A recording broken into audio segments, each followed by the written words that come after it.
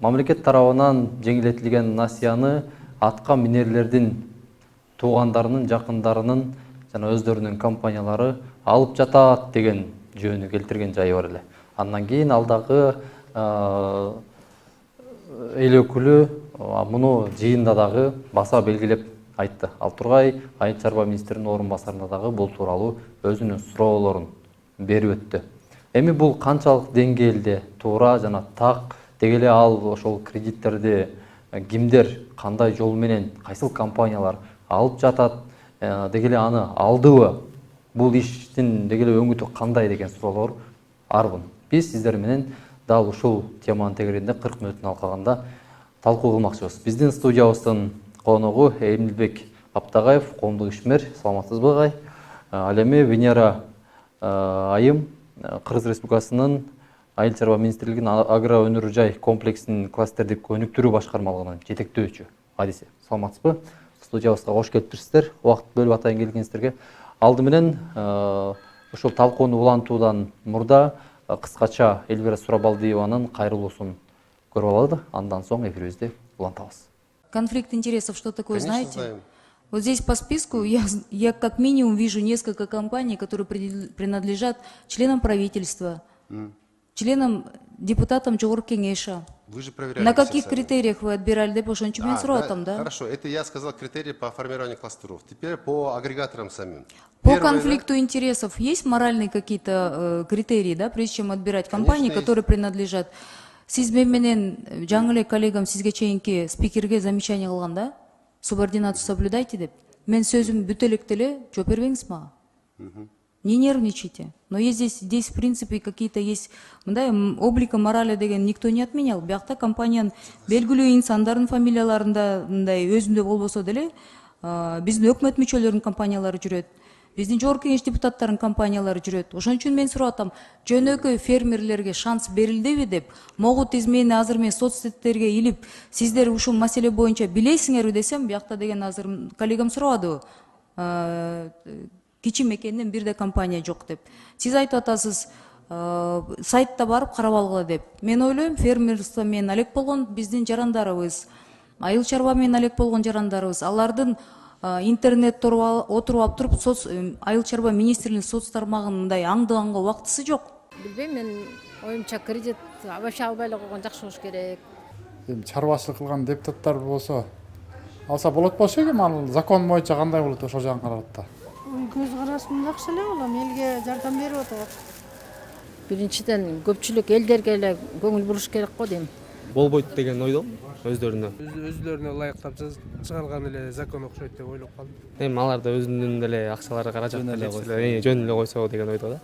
Кудай ой, тиги алардын деген жерлерин иштеткен өздөрүнүн акчасы жетет да. Карапайым элде эчтеке жок. Ошолорго берсе көбүрөөк жакшыраак пайда түшмөк. Эми алар такетагил алат да, бизден суратпай эле алат да. Каршымын албетте. Алар деген башынан эле келген акчанын баарын ошол эле алып жүрбөйбү бар. Ошон үчүн мен ойлойм, туура эмес алардын кылып аткандары. Таптакыр теңирден тескери. Жөнөкөй элге деп берилип аткандан кийин жөнөкөй элдер алса жакшы болмок. Ал мыйзам талаптарына жооп берсе, кредит алыш керек. Эгер ал мыйзамсыз болсо, анда албаш керек. Бул жеңилдетилген насыялар боюнча сөзсүз түрдө бул айыл чарба министрлигине берген өзүмдүн сунушумду комиссия түзгүлө, комиссиянын алкагында гана тараткыла деп. Чындыгында эми бул тизме гана болуш керек. Качан гана буларга бөлүнүп алгандан кийин аны талкуу кылсак жарашмак да. Азыр эми эрте эле божомол менен бир нерсе деп айта албайм мен. Эгерде мыйзам жол берген болсо, анда мен каршы эмесмин. Мен албетте каршымын. Атага баладай мамиле кылсаң бузулумдук. Ат эле айтып турбайбы дыйкандарга деп. Демек дыйкандарга жетиш керек болчу. Мен билгенден ошол Сакараевди жазган экен Токмокто. Анын миңдеген жери бар. Ошол бүгүнкү күнү помидор өстүрүп, баягы томат, ошо помидордон томат чыгарат го, ошо томат чыгарып ошол ишти кылып атат да. Эми акчасы депутат болсо эле баягы миллионерлер келбейт экен да. Карапайым ошол жер иштетип жүргөн, эл менен жүргөн кишилер да келет да. Ошондуктан эми менин көз карашым баягы түз эле. Урматтуу телекөрүүчүлөр, жогоруда депутат айымдын кайрылуусун айткандарын жөө келтирген сөздөрүн көрдүңүздөр. Биз эми бул канчалык деңгээлде чындыкка кошот жана дагы мунун канчалык жүйөсү бар боюнча талкуу кылабыз деп айттык жогоруда. Эмилбек ага, эң эле алгачкы суроода ушул атка минерлердин дыйкандарга деп бөлүнгөн акча каражатын жеңилдетилген насыяны алуусуна кандай карайсыз? Моралдык жактан болобу же болбосо мыйзамдуулук жагынан болобу? Канчалык деңгээлде туура деп ойлойсуз? Бул жакта бул моралдык же мыйзамдуулук жагынан караганда да мыйзам боюнча ар кимдин бул насыя банктардан алган акысы бар. Анан баягы ал ишкана же болбосо айыл чарбасында багытта чарба болсо андан бетер акысы бар. Бирок бул жерде башка маселе турат да. Бул жерде аткаминерлер эле эмес, могу банктар менен иштегенде бир чоң маселе бар да. Ошо мына азыр маселе эмнеде болуп атат? Мамлекет буга ушул айыл чарбасын өнүктүрүүгө, айыл чарбасын көтөрүүгө абдан чоң көңүл буруп, мына кредиттик ресурстардын көлөмүн абдан чоңойтtu. Мына абдан чоң суммаларды айтып атат. 23 миллиард деди го, 23 миллиард. 26 миллиард сом мына айыл чарбасын жылдык кредит бердик деп атат да. Бул жөн эле акча эмес, бул жеңилдетилген акча. Анткени ошол кредиттин үстөгүн, проценттик пайызын мамлекет банктарга берет. Мисалы үчүн банк, ошо коммерциялык банктар 26%, 30% менен иштеп атса, ошону жана 6% менен берип атпайбы? Ошондон калган жанагы банктын чыгымдарын, жанагындай башка акчаларын мамлекет берет. Мына силер 6 менен эле бергиле элге. Калган пайызын биз төлөп берели. Ошондо банк ишинен өксүбөйсүңөр, зыян тартпайсыңар деген саясатта. Ошондой болгондон кийин бул каражаттардын жылышы, ошолордун пайдаланышы, кимдер алып, эмне үчүн иштетип атканы коом үчүн ачык болуш керек. Мына ушул маселе жөнүндө да. Бул жерде жана аткаминерлер деп эми кээ бир фамилияларды айткан менен негизинен алганда банктардын өзүлөрүнүн дагы баягы кишилери бар. Алар сөзсүз эле аткаминер эмес. Ар кандай кишилер бар да.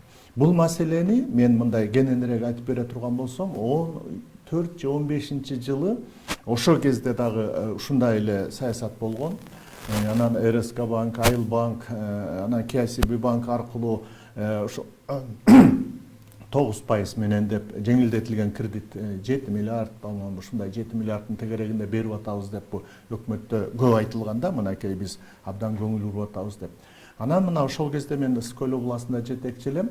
Эл көп кредит ала албай атабыз, кредитке жетпей атабыз, банктар карабай атат, бербей атат дегени көп. Кимдер кредит алды деп, мисалы үчүн айылдан сурасаң, кредит алган киши көрүнбөйт. Ким алып атканы белгисиз. Ошондо мен өкмөттүн жыйынында атайын сөз сүйлөгөм. Протоколдо эле, документтеринде бар болуш керек. Ошондо мындай айткам. Бул банктар берип аткан башка кредиттен айырмаланып, жеңилдетилген берилип аткандан кийин, мунун үстөгүн мамлекет бюджеттен төлөп аткандан кийин, ушул акчанын ачыктыгын камсыз кылалы. Силер бизге областтык, райондук жетекчилерге ар бир район боюнча, ар бир айыл өкмөт боюнча, ар бир область боюнча ушу кредитти кимдер алып атат, биз билели, тизмесин бергиле. Анан ошо кредит менен ошол алган киши чынында эле айыл чарбасын көтөргөн киши деп атабы, чын эле айыл чарба продукциясын өндүрүп атабы, же айыл чарбасына деп насыянын максаттуу жумшалуусу боюнча алып эле аны менен балким такыр эле башка иш жасап аткандыр. Мына ошону билели дегенде ошол эле өкмөттүн жыйынында ошо банктардын өкүлдөрү кредит бул коммерциялык жана жашыруун сырга кирет, биз ачык бере албайбыз, теги бу деген сөздөр менен да жооп беришкен. Бирок өкмөт бул багытта кыймылдабай койгон да. Мына азыр ошо маселеге келип атабыз. Анткени бул кредит өзгөчө кредит болгондон кийин ошол жергиликтүү бийликтерден өндүрүштү, айрыкча айыл чарба өндүрүшүн өстүрүүнү, айыл чарбасына көңүл бурууну катуу талап кылып аткандан кийин, чынын айтканда депутат козгоп аткан маселе актуалдуу, учурлаш маселе. Ошо кредиттин ар бир сомуна чейин кимдер алып атат? Венер айым, ушул агай айтып өтпөдүбү? Бардыгы ачык, айкын болуш керек деп. Каралганбы? Бардыгы же баягы эле банктын жашыруун деген өзүнүн мыйзамдары бар эмеспи? Банктын жашыруун деген мыйзамдары бул мамлекеттик кредит каржылоого карабайт. Анткени ал мамлекеттик кредиттик каржылоо мамлекет тарабынан берилип атат. Берки жашыруун болсо ал өзүнүн банктан тейлеп аткан жарандарды. Тагырага ким алып атат, канча алды, эмнеге жумшады, бардыгы ачык. Анткени ачык, өздөрү фермерлер деле кимиси кандай алып аткандары өзү бир айылда өздөрү бири билишет. Экинчиден, ооба банктан кетип аткандан кийин банктар өздөрү тескейт. Кимге кандай беришти, анткени алардын документ иш кагаздарын карашат, кредиттик историяларын дегендей карашат. Анткени буга чейин да жанагы айыл чарба каржылоо деген бар болчу, ошол кредит тарабынан алып келишкен фермерлер бар. Азыркысын айта кетсем, айыл чарбаны каржылоо 10 долбоору менен фермерлер мал чарбасы багытындагы, өсүмдүктөрдү өстүрүү багытындагы жана ошондой эле айыл чарба продукциясын кайра иштетүү багытындагы чарбалар мына бүгүнкү күнгө чейин алып келишет. Депутат айым айткан маселе боюнча бир тактоо иретинде суроо да. Эмне себептен ошо атка минерлердин фамилиялары чыкты? Деги эле кандай болуш керек эле? Мисалы аты эле айтып турбайбы, дыйкандарга делгенден кийин дыйкандарга болуш керек эле да. Сиздер тараптан кандай болду? Ачык айтып бериңиз. Айта берсем, эми бул эки түрлүү кредит да. Аны аралаштырганга болбойт. Кээ бирөө аралаштырып айтып алышып атат да. Айыл чарбаны каржылоо 10 деген ал өзүнчө. Азыр эле айтып кеттим го, ал деле мамлекеттик кредит бул ал дагы жеңилдетилген пайыз менен берилет 6%ке чейин, 6%га чейин. Ал жанагы айтып кеткендей, ал өсүмдүк, мал чарба, анан айыл чарба продукциясын кайра иштетүү чарбаларына берилет, фермерлерге берилет. Түздөн түз. Дыйкандарга дыйкандарга өзүнчө атайы каралган, ошол канча жылдан бери келе жаткан. Ал эми экинчиси. Экинчиси бул кластерный багытка жараша айыл чарба ошо агро өнөр жай комплексиндеги каржылоо деп айтылат. Тагыраак компаниялар. Жок, компанияларга бул 45% кетет. Анын ичинде дагы 55% ошо сельское хозяйство, айыл чарба багытында кооперативтерге, фермерлерге, жеке ишкерлерге ошолорго 55% кетет бөлүнгөн акчанын. Мисалы 10 миллиард деп каралып атат. Бул каралган акчанын азыр бири да бөлүнө элек, бирок деген негизи азыр 5 деп карап турушат да. Алар бөлсө ошо 45% компаниялар алышат. Бирок атка минер тиги бу деп айта албайм, бирок ошончо менет менен буга чейин 30 жылда өздөрүнүн жеке минети менен ошончо компания иштеп келди, билесиздер. Ар бир компания ошолор. Ошо компанияларга жеңилдетилген насыянын берилүү максаты эмне? Компанияларга жеңилдетилген насыянын берилүү максаты анткени ошол компаниялар ошол эле фермерлерден, биздин эле ошо Кыргызстандын фермерлеринин айыл чарба продукциясын алышат. Сатып алышат. Сатып алганда биздин ошо фермерлер мында биз азыр берип атканда өздөрүнүн оборудование алышат. Бир керектүү ошол эле продукцияны иштеп чыгаруу үчүн керектүү нерселерди, керектүү шаймандарды, керектүү дагы бир курулуштарды кылышы мүмкүн. Күнгүскө чейин атай планда проекттерин көрсөтүп атышат. Ал 45%. Ал эми 55% болсо жанагы биздин эле фермерлер ошол эле продукциясын өндүрүп, азыр айдой аянтынан мисалы үчүн кызылча алып келсе, 5 гектарга мисал айтайын, 5 гектарга кызылча айдаса, ал сөзсүз түрдө билет. Анткени келишим менен айдайт да, келишим пайыз алып атканда депутат айым ошол эки багытта бериле турган насыяны аралаштырып алууга окшойт да. Анткени мен туура айтып кетейин, азыр жана 5 гектардагы айдаган мисалы үчүн ашым деп койсок, ал ашым сөзсүз түрдө баягы бул компаниядан келип компанияга кызылчасын тапшырылат, ал билет сөзсүз түрдө. Анткени экөөнүн ортосунда келишим бар. Ал келишимдин негизинде банк дагы бул ашымга пайыз жанагы 55%-ын ичиндеги 6% дагы кредитти берет. Ал эми компания болсо жанагы 45%-ын ичиндеги ал сөзсүз түрдө ашымдын кызылчасын алат.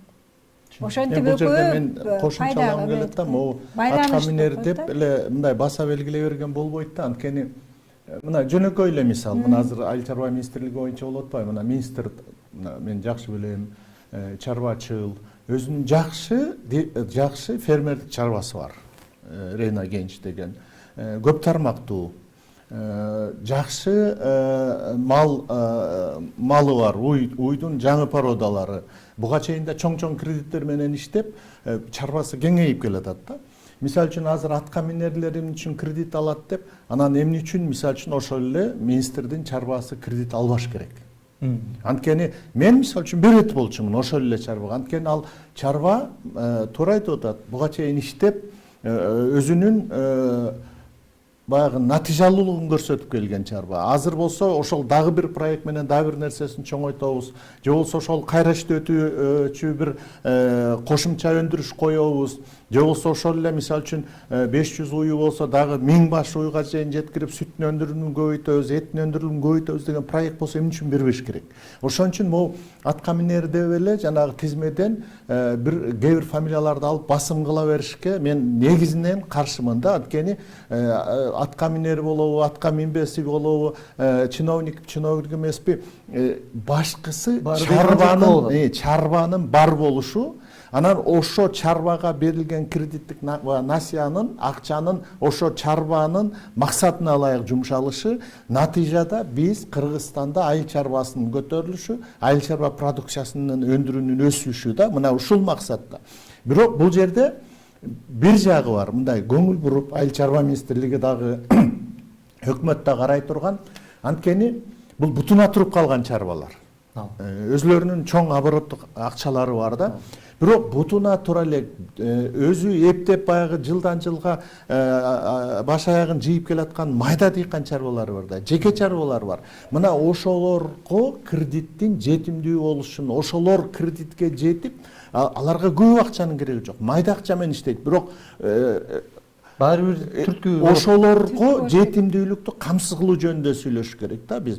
Акчанын көлөмү чоң болуп атты да, 26 миллиард. Ошондо мына айылдарда ошо мына мисалы үчүн 2 гектар жер иштетип, 1 гектар жер иштетип, ошол жерде бир 10-15 уй, 50-60 100 кой баккан чарбалар же болсо ушулар жөнүндө айтыш керек да. Ушуларга кредит оңой, эч кандай жанагындай тоскоолдуксуз анан жетиш керек да. Анан бул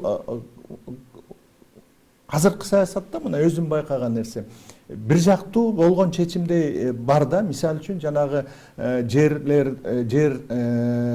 жана кайра бөлүштүрүү фондунун жерлерин алуу, Минсельхоз алды азыр, анан ошону кайра ижарага берүүдө бир жак бул жана ири өндүрүшчүлөр, ири фермерлер, колунда акчасы барлардын көз карашынан алганда туура болуп атат чечим. Анткени чынын айтканда чоң чарбаларга, бутуна туруп калган чарбаларга чоң жерлерди берсең, алар ошончолук баягы көбүрөөк продукция берет дегенди айтып атат да. Бирок ошол эле убакта, ошол айылда мисалы үчүн кайра бөлүштүрүү фондусунда 100 гектар жер бар болсо, ошо 100 гектарды 1 гектардан алып 100 киши иштеп атат да.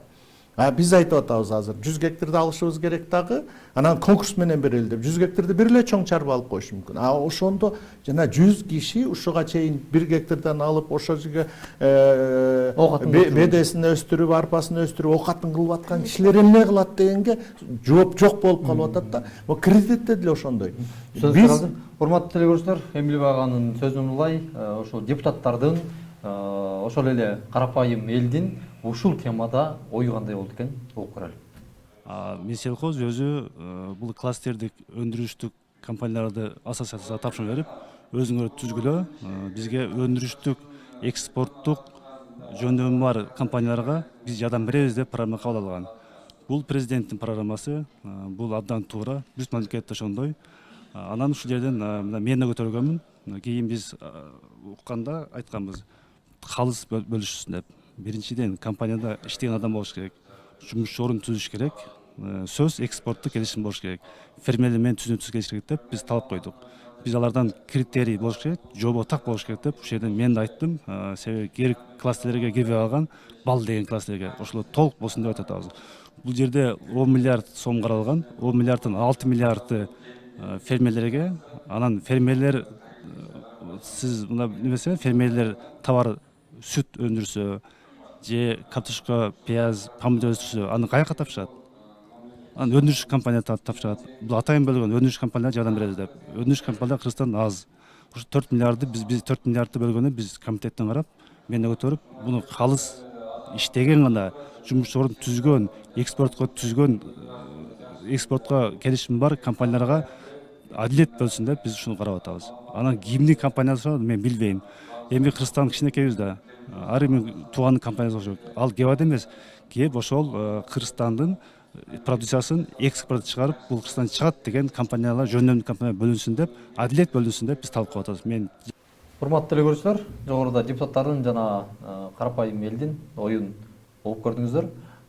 Жогоруда Эмилбек агабыз айтып өттү. Ошо бир эле чоң чарба 100 гектарлаган чоң жерлерди алып коюшу мүмкүн, ошондой да бир коркунучтар болуп жатат, бир тараптуу болуп жатат деп да айтып өттүңүз ага. Эми ушул жаатта жана дагы ошо кластерди ыкмалап калдык. Бул бизде бурда сөз түрүндө айтып келсем, азыр кагаз түрүндө болуп мындай ишке ашуу алдында турган экен жаңыдан. Деги эле бул кластерди ыкма деген эмне? Кандай оң солунан кандай таасири бар? Биздин дыйканчылыкка, айыл чарбасына болгон мындай таасири салмагы кандай? Кластердик ыкма деген ал бул мисалы айыл чарба продукциясы жерден баштап, жер сепкенден баштап адамдын колуна тиип, ичине киргенге чейинки бир тараптуу жер бөлүштүрүү боюнча. Жер бөлүштүрүү боюнча мен айтмакмын, буга чейинки жанагы көп жумуш өткөрүлдү. Инвентаризация кылынды да. Пайдаланылбай калган жерлер абдан көп болгондуктан ошого айластан мамлекеттик саясат керек болду. Анан бул пайдаланбай билинбегени менен ар бир айылда пайдаланбай калган жерлер абдан көп экен. Аны кайра иштетиш үчүн ошол жерди дагы кимдердин колуна бериш керек. Анткени айыл өз айылы, айылдагы элдер өзүнүн эле жерин аткарат. Тиги пайдаланбай калган жер ошойдон айыл өкмөтүнүн да чарасы келбей атат. Ошон үчүн ушул саясат керек болду. Бул чоң компаниялар дегени менен ким билет кандай компаниялар алынат. Может ошо мүмкүн ошол эле айылда жашап аткан чоң жанагы биз айткандай аткаминерлер бар. Бычак асап болчу адамдар бар. Ошол адамдар алышы мүмкүн. Ошол адамдар пайдаланышы мүмкүн. Анткени өзүңүздөр билесиздер, 30 жылдан бери жер кыртышы жакшылап дарыланбай келген. Пестицид десе эле мынакей жер семирткичтеп эле себе беришип, өздөрү каалашынча себе беришип, бир кичинекей жерге чакалап төгө беришип, мынакей жердин дагы кыртышын өзгөрүп кетти. Ошонун баары бир топтомуну болуп келип, ушул жанагындай саясат, жер бөлүштүр саясаты келип чыгып атат. Ошон үчүн биз айтып кетет элем, бул кластердик подходко да эң биринчи бир тепкичтеринин бири деп айта кетсем болот да. Ал пайдаланбай калган жерлер. Анан бул кластердик подход деп, анан компанияларга ошол эле чоң фермер келип туруп компаниялар менен сүйлөшөт. Компаниялар менен сүйлөшкөндө ал чоң фермер жалгыз эле өзүнүкүн тапшырбай, айылдагы эмгектенип аткандарды да көрүп, айыл чарба продукциясы көп да. Ошон үчүн ар бири бөлүнүп, мисалы үчүн картошкасын тапшырып атса, айтат, мынакей айыл чарбасында бизде момунча бир эле айылды алсак, бизде 100 киши картошка айдап атат. Мынча 5 гектардан, 3 гектардан, 1 сотыктан, 1 гектардан, может быть, 1 гектарга да жетпей калышы мүмкүн. Ошондой 100 чакты фермерди чогултат дагы бир жакшы компания, бир жакшы дагы чоң фермер келип туруп, баягы компанияга сүйлөшөт. Менин момундай биздин айылда момундай картошка бар, бизге мен келишим түшөм, сөзсүз түрдө ушул дыйкандардан эмдик жылы мен сиздерге 50 миң тонна картошка алып келип берем. Ошентип келишим түшөт чоң компаниялар менен. Анан акыры кластерный подход деген бул жана мен айтып кетпедимби? Ошондо мындай жалпак тил менен айтканда дыйкандардын ортосундагы ортомчулук бар? Жок. Дыйкандардын ортосунда ортомчулук болуп калбайбы? Бул кластер биздин алганда бул ортомчулук эмес да. Мисалы үчүн туура эле айтып атат. Мына жөнөкөй эле алалы, могу буудай. Буудай өстүрүүчүлөр бар, дыйкандар буудай өстүрөт. Буудайды сактап иштетүүчүлөр бар, элеватор, мисалы үчүн хранилищалар бар, кампаларын, тегирмендер бар. Ошол унду алып нан жасайт, булочка жасайт, же да башка ошондой жанагы ундан жасалган продукция жасагандар бар. аларды алып алып саткандар бар, ичибизге саткандар, сыртка чыгарып саткандар бар. Мына кластер деген мына ушул бардык ушуга тиешелүү, анан кийин кандайдыр бир аймактык принципте бириккен ассоциация сыяктуу да, бирикме. Ошол бирикме өзүнүн ички саясатын иштеп, ички бир калыпка түшүш керек да. Ошондо мына ошол бирикменин баарынын кызыкчылыгы эмне? Кызыкчылыгы өндүргөн продукция сатылыш керек да, баары пайда көрүш керек.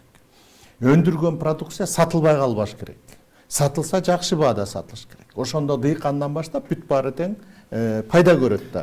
Соода кылганы да, ташыганы да. Ушул механизмдин иштеп кетүүнүн реалдуулугу канчалык? Реалдуу нерсе, реалдуулугу деген бул кластерлер дүйнө боюнча иштеп аткан. Көп дүйнө боюнча.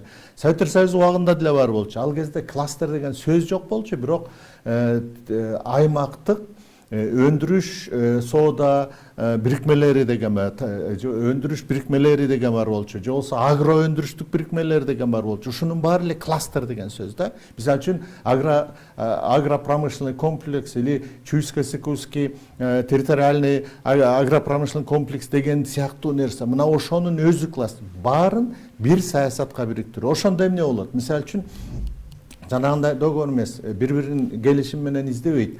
Ал кластердин ичиндегилер билет. Мына биздин кластерде 100 дыйкан бар. 100 дыйкан будай айдайт. Ал ошону сүйлөшөт. Баарыңар тең момундай сорттогу будай айдагыла. Булар болсо могу жерде момундай сорт айдасын, твердый сорт, башка сорт, бул булышка керек, бул нанга керек, бул жемге керек дегендей кылып анан сүйлөшүп, ошо менен алар өндүрөт. Аны алып, иштетип, сатканга чейин булар ошону бир кызыкчылык менен иштеген бирикмени кластер дейт да. Мына азыр кластердик менен жанагы кредит беребиз деп атпайбы? Бул жерде менин оюмча бул кластерди калыптандырыш үчүн, кластерлерди уютуп иштетиш үчүн атайын механизм киргизиш керек. Механизмдин чордонун баары бир деле акча түзөт. Эгерде айтсак, мисалы үчүн ошол Ысык көлдө мөмө жемиш кластерин түзөбүз десек, анда ошол эле Айыл чарба министрлиги айтыш керек. Ысык көл мөмө жемиш кластерине баланча акча бөлөбүз. Мисалы үчүн 5 миллиард, 10 миллиард же 1 миллиард деп бөлөт да. Ошондо бул кластерге эмне кирет? Мөмө жемиш өстүргөн дыйкандар, аны чогултуп сактаганы, иштеп чыкканы, туурабы? Аны жанагындай бөтөлкөлөргө куюп, башка тарага куюп, алып чыгып саткандары, мына ошолорду бириктирип иштеш керек да. Мына ошону кластер деп атат. Баардыгын башын бириктирип. Азыркыдай эле, мына азыр эми башталышы болуп атат да. Мөмө жемиш кластери деп анан жалаң мөмө жемиш өстүрүп аткандарга кредит, буудай өстүргөнгө кредит, мал өстүргөнгө кредит. Бул кластердик жол менен деген эмес. Бул ошого баштайбыз деп атат да. Бул багыттагы Айыл чарба министрлигинин иши бардык тараптан колдоого арзыйт. Колдош керек. Бирок бул иш жөн эле айтып же болбосо жанагы кластер деп айтып койгондон пайда болбойт. Анткени мунун артында ошо кластерди жетип түшүнгөн, ошо кластердин теориясын, практикасын, дүйнөлүк практиканы билген адамдар чогулуп, атайын топ түзүп, анан кийин ошо Кыргызстан боюнча бир эксперименталдык аянтчалар түзүш керек. Мисалы үчүн макул, көлдө мөмө жемиш болсо, мисалы үчүн алма өрүк жакшы болсо, анда да көлдө муну жасайлы, буякта мал чарбасы боюнча деп бир 3-4 атайын аянтча алып туруп, ошону жасап модель катары иштетип бир 3 жылда, 4 жылда, 5 жылда көрсөтүп, анан кийин башкаларга тарайт да. Жалпы эле мисалы үчүн Кыргызстан боюнча баары кластерге өтүп кетет деген болбойт. Это мүмкүн да эмес да. Анткени аны түшүнүш керек. Мына мен ошо Скөлдө мына 13, 14, 15 жылдар 3 жыл бою кластер дегенди айтып, жазып, проект жасап атып, ал жалпы эл эмес, өзүбүздүн эле мамлекеттик ошо областта иштеген кызматкерлерге толук түшүндүргөнгө жетишкен жокпуз да. Бул мындай кабыл алууга оор биринчиден, экинчиден ошол идеяны алып жүрүүчү, өндүрүүчү, жана жүрөгүндө кластер менен мээси, жүрөгү бүт денеси менен кластерде ооруган кишилер керек да мун үчүнчү. буга бир анан мамлекет ошолорго түрткүнчүк бериш керек. Венера айым, эми ушул кластердик ыкма менен иш алып бара турган компаниялар жана жогоруда Элилбир айым айткандай ошо атка минерлердин де кайра айтканга туура келип атат. Компаниялар ушу жакын тууган уруктардын компаниялары экен делип атпайбы? Анан элдин арасында сөзсүз түрдө бул боюнча каршы пикирлер, кайчы пикирлер айтылды. Болушунча айтылып келатат азырдачы. Анан эми бүгүнкү күндө ошол компаниялар бериле турган насыяны алабы? 70 тегерегиндеги компания экен сан боюнча. Ооба, ал компания алышы мүмкүн, андагы банк чечет, алардын уставный капитал деп коет. Ушунчалык интрига болуп кеткенден кийин дегенибиз го. Жок, эми ал ошончо компания алышы мүмкүн эмес, анткени аларды өздөрүнүн ичинде дагы жанагы ким Эмилип байке айткандай эле анын мүмкүнчүлүктөрү бар, кайра бериш керек. Ал кайра бериш керек мүмкүнчүлүгү барбы? Анан ал насыя алып атканда ал эмне кылат ал насыяны? Курулуш иштери баштаганбы, же бир оборудование алыш керекпи, же бир кандай нерсе алыш керекпи? Ошондой бир планы бар нерсе компания алат да. Анан жөн эле кандай экен андай кимдин кандай критерийлерге жооп бериш керек? Ал критерийде ошо айтып атпаймынбы, айыл чарба продукциясын иштете алган, ошондой жери бар, ошондой ишканасы бар, ошондой жанагындай мүмкүнчүлүктөрү бар. Ар тараптан мүмкүнчүлүктөрү бар. Капиталы дагы бар. Иштей турган ишкерлери да бар. Иштеп кете турган жери бар, жайы бар. Бүт ошонун баарын, критерийлердин баарын. Анан кредиттик буга чейин кандай төлөп келген, төлөй алабы, залогко кое алабы, же кандай бүт баардык жагын карап, критерийлердин баарын карап туруп анан ошол компаниялар алат.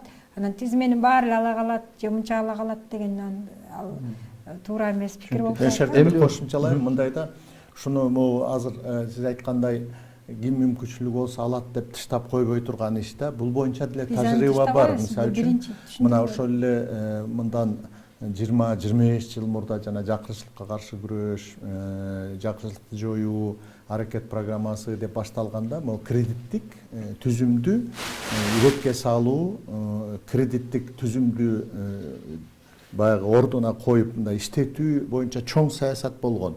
Бирок биз аны өзүбүз эле баягы кийин бузуп салдык да. Анткени биринчиден бу базар экономикасында элди кредит менен иштөөгө үйрөтүш керек. Кредит алып, иштетип кайра бергенди үйрөтүш керек. Пайдасын көрүп. Анткени Советтер Союзу убагында кредит деген бул бекар акчадай болчу. Кредитти алып колхоз совхоздор берчү эмес. Анан 1-2 жылдан кийин өкмөт баарын тең жоюп салчу, төлөбөй эле койгула деп. Анан ошого көйнүп алып, мисалы үчүн 91-жылдардан баштап 2000-жылдарга чейин алган айыл чарбасына берилген кредиттер бир 90% чогулбай калды да. Анткени бербей коюшту. Баягы мурда Советтер Союзунан көнгөндөй эле. Ал жерден дагы далай иштеп, далай кызыл чеке болуп, далай мушташканбыз да ошол кредиттерди чогултабыз депчи. Анан ошол кезден баштап анан жана элди кредитке үйрөтүү түзүмдөрү толук калыптанып калган болчу. Биринчиден жанагы эң эле колунда жокторду жамаат топтоп, жана залогсуз күрөөсү жок эле бири-бирине жанагы кепил болушуп кредит алдуу, жана майда кредиттер деп койчу, малый майда кредит ошондой топтор. Экинчиден кредиттик союздар. Анан барып туруп микрокредиттик компания, микрокредиттик агенттиктер, андан келип туруп, анан кийин жана айыл чарба сельхоз корпорациясы бар болчу, кредит берген. Анан ушулардан өтүп, үйрөнүп келгенден кийин барып анан коммерциялык банктарга чоң кредитке отурганга көнүп барат да. Ошондой кылып түзүмдөр келген, анан биз эмне кылдык? Биз биринчиден айыл чарба корпорациясын жоюп туруп айыл банк кылып койдук, коммерциялык ортосу үзүлдү. Экинчиден микрокредиттик агенттиктер менен микрокредиттик компанияларды эң койруп койдук. Ал жакырчылыкты жоюуга, жакырчылыкты азайтууга багытталган компаниялар тетирисинче Кыргызстанда жакырчылыкты күчөткөн компанияга айланды да, баары тең. Анткени алардын кредиттери банктарда мисалы үчүн 30% болсо, бул микрокредиттик агенттиктердики 1000%ке чыгып кеткен. Анткени кыска кредит менен иштеп 5 күнгө, 10 күнгө берген. Мына ошону мына азыр карап отурсаңар, ошо кездеги жакырчылыкты жоюш керек деген микрокредит компаниянын баары тең банкка айланды. Финка банк болду, Байтүшүм банк болду, дагы кимиси ошо жалаң жанагы микрокредит менен баштаганын баары тең акча топтоп бай болду. Эмне кылып топтоду? Анткени элдин баары кредитке отурду. Азыр айылда кредит алып карыз болгон киши жок. Ошол элдин эсебинен акча чогулуп булар банкка өтүп кетишти. А бирок жана биз мурдатан жана саясат кылып элди майда кредит менен камсыз кылып жакырчылыктан жоготуп жанагындай кичинекей эле бир жарым сот 10 соттук 5 соттук жери барлар дагы иштеп дыйканчылыкты өзүнүн жашоосун оңдоп кетти деген механизм баары талкаланды да. Азыр эмне кылыш керек?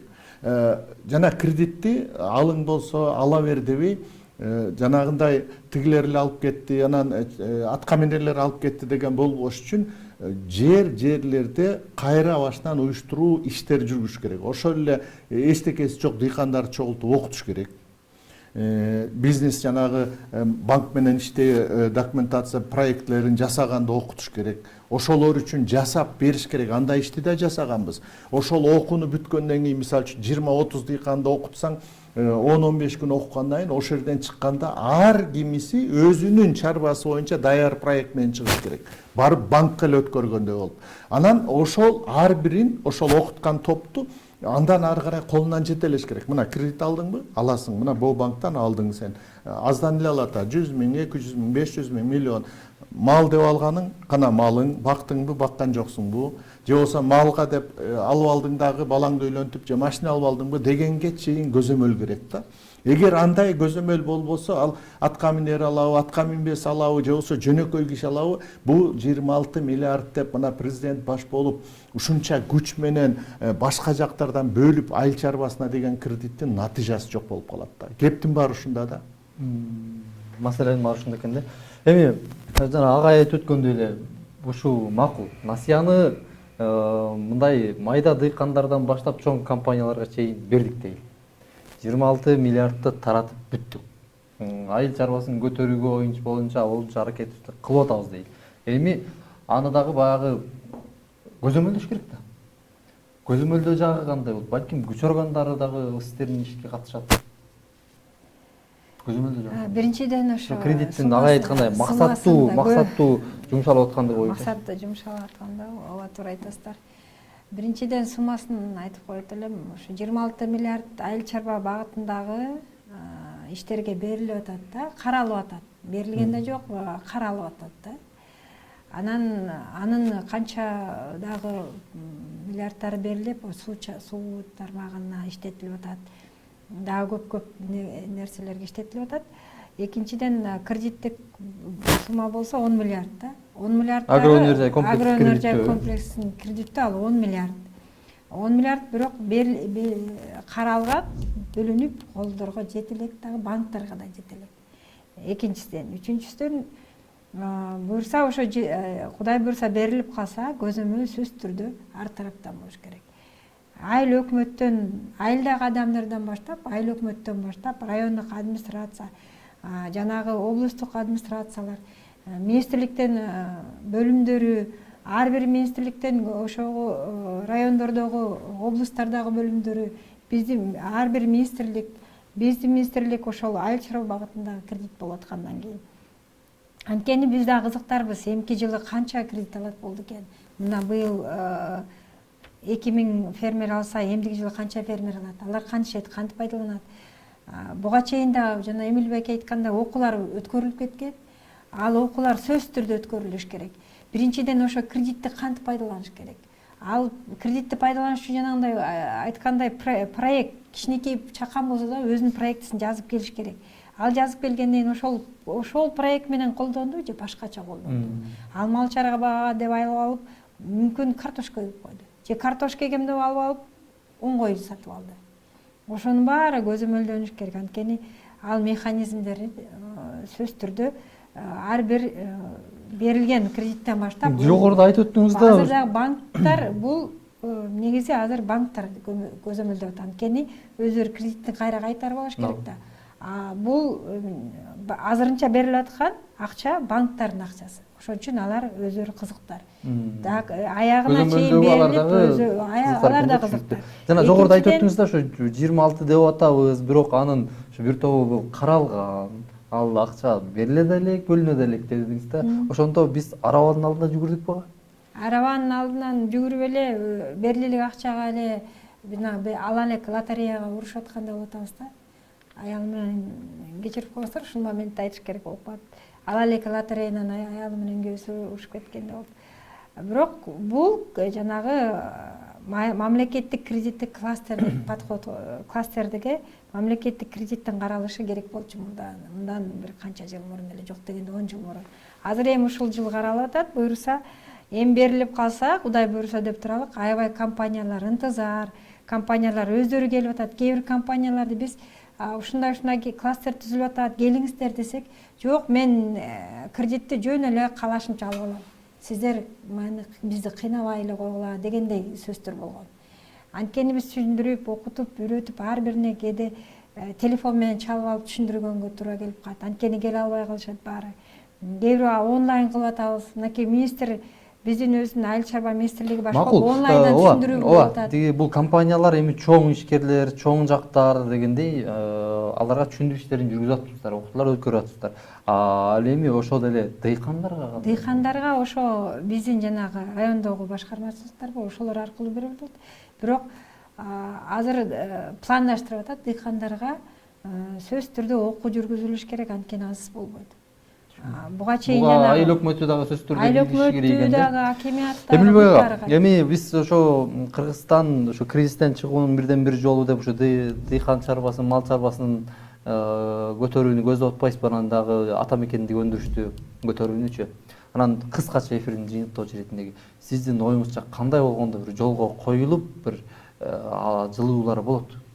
Эң биринчи шарт бул айтылган сөз, мерчемделген иш сөзсүз аткарылыш керек да. Сөзсүз аткарылыш керек. Мына азыркы эле биз сүйлөшүп аткан маселе боюнча алганда, мына айыл чарба министрлигинин маалыматы боюнча бүгүн жана акча жок деп атабыз да, айтылган акча.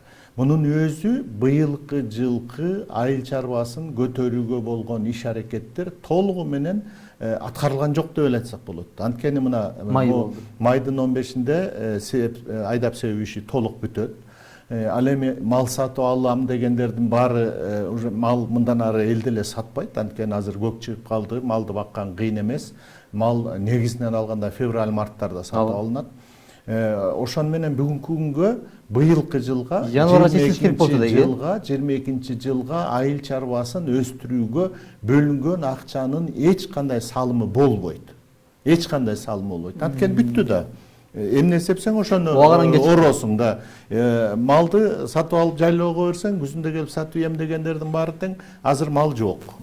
Жайлоого азыр чыга баштады мал. Көк чыкты деп тоо таянып кетет дейт. Элдин сатчу киши деле көк чыкты деп тоо таянып кетсе, күзүндө эле сатам кымбатыраак деп сатпайт. Ошон үчүн мына ушу өнүктүрөбүз, өстүрөбүз десек, эмне пландалса, ошол убагында так аткарылыш керек, ошондо өнүгөбүз да. Эгерде биз чоң пландарды айтып, бир асмандын башында айтып алып, анан азыркыдай болуп мына бүгүнкү күнгө 26 миллиардтан азыр реалдуу түрдө 5 миллиарды жөнүндө сөз болуп атат да. Вот бунун өзү деген бул 26 миллиард деген жок экени. Кыскача. Эмнеге кетип атабыз? Эмнеге кетип атабыз? 26 миллиард деп өзүрү айтылып атпайбы? Ал акчалар бөлүнөт, бирок деген ал жанагы суга суусун чыгарыш үчүн жерлерде дагы башка иштерди реалдуу акча бөлүнгөн жок да. Бөлүнүп атат да, ал 26 каралган өкмөт — 10 миллиард жөнүндө айтып атам мен. Ал кайсы 10 миллиард? Ал 10 миллиард жана кластерлерге, агро өнөр комплексине. Экинчиден ал жанагы айыл чарбасын каржылоого ал бөлүндү. Ал Айыл банкынан берилип атат, РСК банктан берип атат. Ошо банктардын акчасы болуп атпайбы бирок ал баары? Жок, мамлекеттин акчасынан жана жогоруда айтып өттүңүз, азырынча берилген акчалардын бардыгы банктардын акчасы болуп атат. Алар ошо көзөмөлдөө, аларда кызыктагы дедиңиз. Жок, түшүнүксүз болуп атат да, менде суроо. Мындай эле да, мына Сурабалдиева жанагы тизмени алып чыгып айткандан кийин дагы мына Айыл чарба министрлигинин жообу ушундай болгон. Булар ал элек, бул жөн эле алдын ала тизме депчи. Ал тургай артка кайтарып да алдык биз банктардан деген дагы. Мен түшүндүрүп айтып коеюнчу, эки түрлүү кредит бар да. ФСХ 10 деп коет, анан кластерлик багыттагы деп коет. Ал жана ФСХ 10 кыргызчасы айыл чарбасын каржылоо 10 долбоору. Ал долбоор менен айыл чарба банктары берилип атат. Ферме вот сиздер айтып атпайсызбы, жазкы жумуш кылынбай калды деп. Ошол жумуш менен жазкы жумуш кылынып атат. Кылынып алышты. мына 2 миллиард мен азыр турат 2 миллиард 800 миллион 803 миллион 191 миң банктардан таркатылды, алынды, ошо фермерлер алынды. Жана мен башында айтып кеткем. Ошо 26 миллиард дегендин ичинен 2 миллиард. Ичинде да, ошол ичинде. Мал чарбасына өсүмдүккө 2 миллиард. Анан жана айыл чарбасын продукциясын кайра иштетүүгө кетти. Алар иштетип, фермерлер иштеп атат. Жана беркини болсо, Кудай буйрса, ошон үчүн компанияларга берели дегенибиз эмне үчүн? Ал анткени кластердик подходту компаниялардан да баштап, фермерлерге да баштап, компанияларга биринчи очередь берет, жанагы стройка, жанагындай оборудование, кийинчерээк эмесин толуктап, дагы бир нерсесин куруп алышат. Өзүңүз айтканда күзгө чейин уже жазгыда, анан фермерлерге берсек күздүк айдоон айдап алышы мүмкүн. Жана күзүндө келе жаткан малдарды алышы мүмкүн. Ошондой пландарды, проекттерди түзүп алышы мүмкүн. Азыркыга чейин эмдиги жылы Кудай буйрса 23-жылдан баштап толук кандуу киришип. Быйылкы аракеттерибиз ошо эмдиги жылкыга болгон аракет экен да, түшүнүктүү. Урматтуу телекөрүүчүлөр, жогоруда айыл чарбасын көтөрүүдө, өнүктүрүүдө жана дагы ошо ички ата мекендигин өндүрүүнү көтөрүүдөгү, андан сырткары жеңилдетилген насыяларды дыйкандардын жана дагы компаниялардын колуна кандай жол менен тиет жана тиет тургандыгы дагы арсаар деген дагы сөздөр болуп өттү.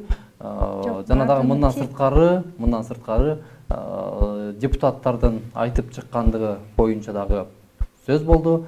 Дегенкиси эмнеси болсо дагы айтылган сөз убагында так аткарылыш керек. Себеп дегенде бул мамлекеттик деңгээлдеги иш болуп жаткандан кийин мамлекет бул элдин талабы убагында аткарылышы керек. Аман болуңуз.